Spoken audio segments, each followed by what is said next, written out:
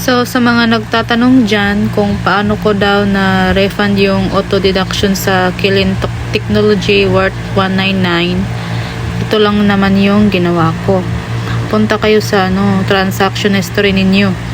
And then, yan, i-open nyo yung transaction details, then click get help, then i-search nyo yung refund.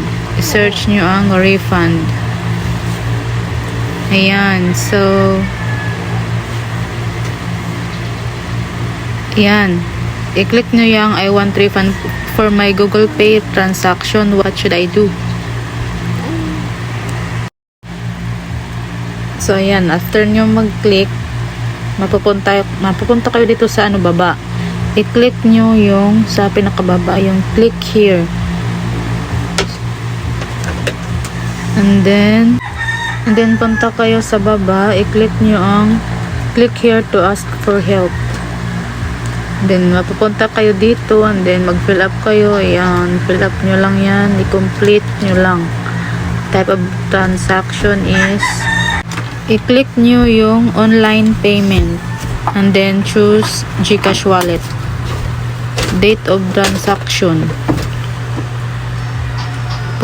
punta kayo doon sa GCash history ninyo at tingnan nyo yung kung kailan kayo na deduct, kung kailan yung deductions ninyo sa yung sa transaction history. Nandoon yung reference number doon.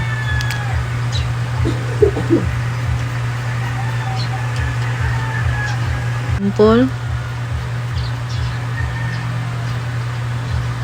And then ang amount,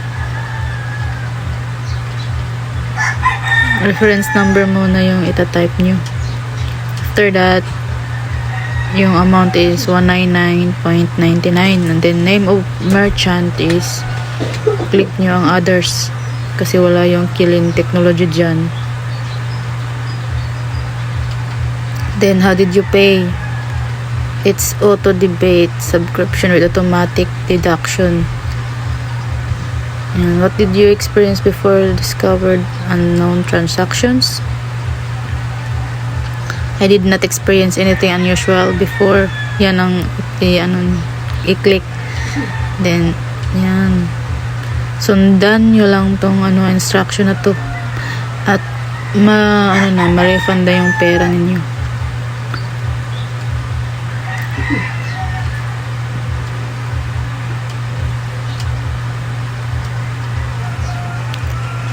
So